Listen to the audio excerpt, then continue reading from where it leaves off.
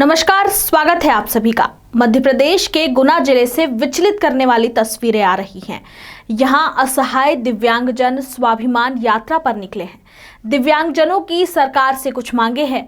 वे चाहते हैं कि सरकार का कोई प्रतिनिधि उनसे मिलने आए, पर सरकार को मीडिया मैनेजमेंट से फुर्सत मिले तो सरकार इन दिव्यांगजनों से मिले। दरअसल दिव्यांग या अपाहिज ये नहीं जो सड़कों पर खुद को घसीट रहे हैं। अपाहिज और दिव्यांग वे सरकारें हैं जो इनके आंसू नहीं पोंछ सकती, जो इनका दर्द नहीं समझ सकती। आप देखिए इन तस्वीरों में कितनी भयावह ये तस्वीरें हैं और इनका दर्द आप या हम नहीं समझ सकते। देखिए ये रिपोर्ट। आज यात्रा का तीसरा दिन है। दिव्यांगजन जो चलने में असमर्थ हैं, वे कंक्रीट सड़क पर शरीर को घसीटते हुए आगे बढ़ रहे हैं। घुटनों से खून रिस रहा है, लेकिन आंखों में आंसू नहीं है।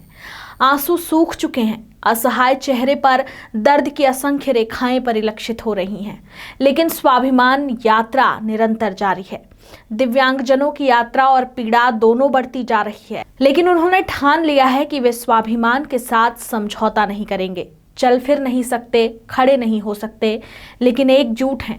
अपनी मांगों को लेकर खड़े हैं। हाथों में चप्पल पहने सड़क पर चल रहे हैं। टीवी, मीडिया के कैमरों और अखबारों की हेडलाइन से काफी दूर हैं। सरकार भी शायद हेडलाइन मैनेजमेंट में व्यस्त है, इसलिए इनकी इस पीड़ा को महसूस नहीं कर पा रही। राघवगढ़ से गुना मार्च के तीसरे दिन स्थानीय कांग्रेस विधायक जयवर्धन सिंह दिव्यांगों के पास पहुंचे, लेकिन विपक्षी दल के विधायक होने के नाते वे भी असहाय नजर आए। हाथ जोड़कर यात्रा स्थगित करने का आग्रह किया, साथ बैठकर आश्वासन दिया कि विधानसभा से लेकर संसद तक कांग्रेस आपकी मांगों को पुरजोर तरीके से उठाएगी। निजी स्तर पर भी जो मदद संभव है वह करने के लिए उन्होंने प्रतिबद्धता जताई। उन्होंने कहा कि यात्रा स्थगित कर दीजिए, लेकिन दिव्यांगों ने कहा कि हमारी मांग सरकार से है। हम सरकार के किसी मंत्री अथवा प्रतिनिधि से ही बात करेंगे। स्वाभिमान मार्च कर रहे दिव्यांगों का कहना है कि उनके सिर्फ मांगे नहीं बल्कि उनकी पीड़ा है, उनकी तकलीफ है, उनका दर्द है, जिसे शासन सुनकर भी अनसुना कर रहा है।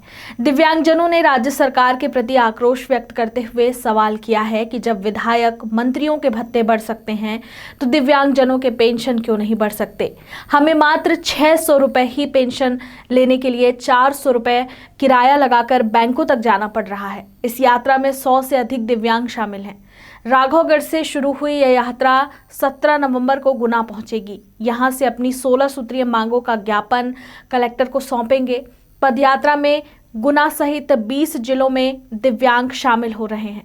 यात्रा के दौरान राष्ट्रभक्ति से प्रेरित गीत गाकर ये अपना विरोध जता रहे हैं। साथ ही भारत माता की जय और वंदे मातरम का जय घोष भी हो रहा है। रुक रुक कर दिव्यांग साथी अपनी मांगों को लेकर नारेबाजी भी कर रहे हैं।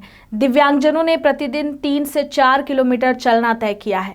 रास्ते में स्थानीय लोग और दुकानदार अपने स्तर से जगह जगह पर उनके लिए स्वल्पाहार, पानी, विश्राम आदि की व्यवस्था कर रहे हैं। कुछ स्थानीय नागरिक उन्हें भावनात्मक समर्थन देने के लिए साथ भी चल रहे हैं। संसाधनों के अभाव में उनका अगला पड़ाव भी निर्धारित नहीं होता। जहां कोई रुकने की व्यवस्था कर देता है, वे वहीं रात्रि विश्राम करते हैं। उन्होंने कहा है कि गुना में ज्ञापन सौंपने के बाद यदि उनकी मांगे नहीं मानी गई तो वे इसी तरह भोपाल तक आएंगे। दिव्यांग को 600 रुपए। स्थिति ये है कि दिव्यांग 600 रुपए की पेंशन लेने के लिए 400 रुपए की टैक्सी करके बैंक तक जाता है, तब उसे 600 रुपए की पेंशन मिलती है। सभी का मंत्रियों का भत्ता बढ़ाया जा रहा है, पेंशन बढ़ाया जा रही है, विधायकों की बढ़ाया जा रही है, सर्विस करने वाले हैं उनके बढ़ाई जा रही है। तो हमारा 600 रुपए में आके रोता क्या है? हमें केवल 600 रुपए पेंशन दी जा रही है, वो भी समय पर नहीं मिलती। कितने दिव्यांग और कहां से दिव्यांग? ठीक है, शिवराज सरकार के पास इन्हें सुनने का वक्त नहीं है। मान लिया कि अगला विधानसभा चुनाव महत्वपूर्ण है, महाकाल लोक से पैसे कैसे आए इसकी बैठक हो रही है, पर ये गरीब, मजदूर और असहाय भी आपके ही वोटर हैं। सरकार, कहीं इनके आंसुओं में आपकी सत्ता न बह जाए।